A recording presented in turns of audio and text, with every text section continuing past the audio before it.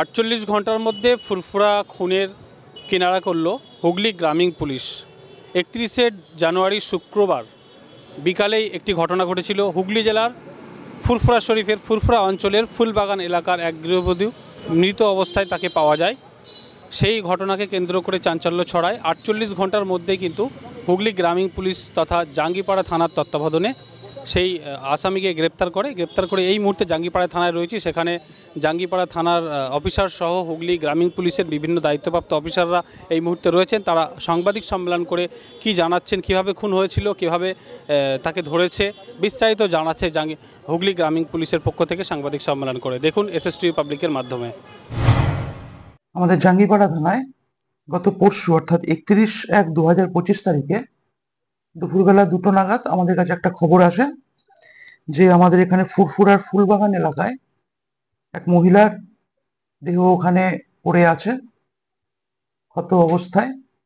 তো সাথে সাথে আমাদের পুলিশ ওখানে যায়, গিয়ে দেখে ওখানে আফসানা বেগম, যার বয়স 36, তার মাথা এবং মুখে কোনো ধারালো অস্ত্রের আঘাত সমেত তিনি ওখানে পড়ে রয়েছেন। এবং তারপর তার দেহ আমরা যখন হাসপাতালে পাঠাই, সেখানে হাসপাতালে তাকে মৃত বলে ঘোষণা করা হয়। তো প্রাথমিকভাবে আমাদের দেখে মনে হয় এটা একটি খুনের ঘটনা।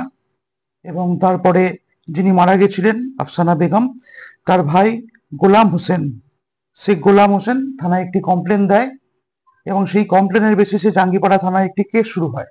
সেই কেসের নাম্বার হচ্ছে 47/25, ডেট হচ্ছে 31/1/2025 এবং সেকশন হচ্ছে 103(1) বিএনএস। এই সেকশনে আমরা কেস শুরু করি এবং প্রাথমিকভাবে আমরা দুজনকে থানায় নিয়ে আসি জিজ্ঞাসাবাদের জন্য। এবং ঘটনাটি হয়ে যাওয়ার পরে আমাদের ওসি, আমাদের সিআই চণ্ডীতলা, এসডিপিও চণ্ডীতলা সবাই পিওতে যায় এবং কেসটির ইনভেস্টিগেশন শুরু করে। এবং সাথে আমাদের কেসের আইও যে আছে প্রীতম দাস, সেও ছিল।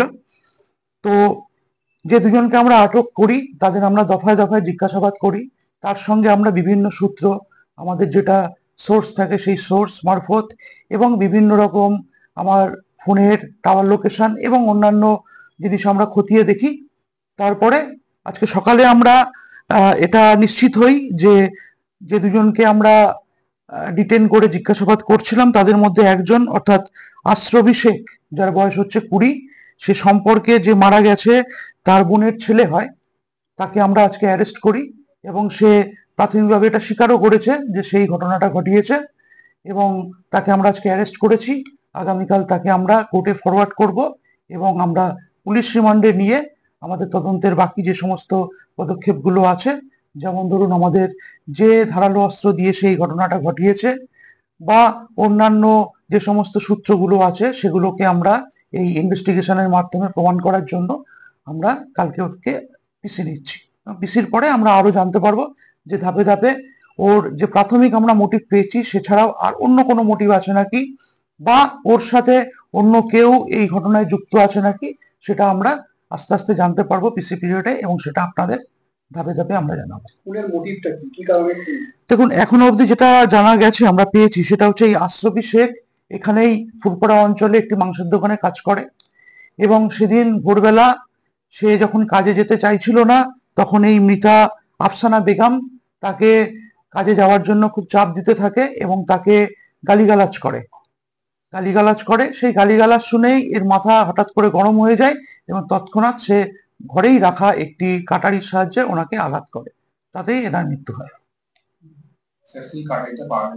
সেই কাটারিটা এখনো অবধি আমরা পাইনি, তবে আমরা পিসি পিরিয়ডে ও কোথায় ফেলেছে সেটা আমরা ওর কাছ থেকে জেনে নিয়ে সেটা কোথায় ফেলেছে বা কি অবস্থায় আছে সেটা আমরা উদ্ধার করার চেষ্টা করছি। এই তো ওকেই আমি অ্যারেস্ট করেছি আমরা, আশ্রবী শেখ বলে। এ হচ্ছে এর বোনের ছেলে, অর্থাৎ বোনপো হয়, ঠিক আছে। এই মৃতার কাছেই থাকতো বিগত 3 মাস ধরে এবং ওর সাথেই একসাথেই থাকা খাওয়া করতো। এখন অবধি আমরা এই একজনেরই ইনভলভমেন্ট পেয়েছি, তবু আমরা ইনভেস্টিগেশন পিরিয়ডে যদি আরো কেউ জড়িত থাকে তো সেটা আমরা যদি পাই তাহলে সেটা তার এগেইনস্টেও আমরা আইনানুগ ব্যবস্থা নেব। এখন অবধি একজনের নামই পেয়েছি আমরা। অবশ্যই মোবাইলের নেটওয়ার্ক তো যে সমস্ত সূত্র ধরে আমরা খুনি অবধি পৌঁছতে পেরেছি। তার মধ্যে অন্যতম একটি সূত্র হলো মোবাইলের লোকেশন। এছাড়াও অন্যান্য সূত্রগুলোও আছে এবং আমাদের নিজস্ব যে সোর্স থাকে সেগুলো অনেকটা কাজে এসেছে।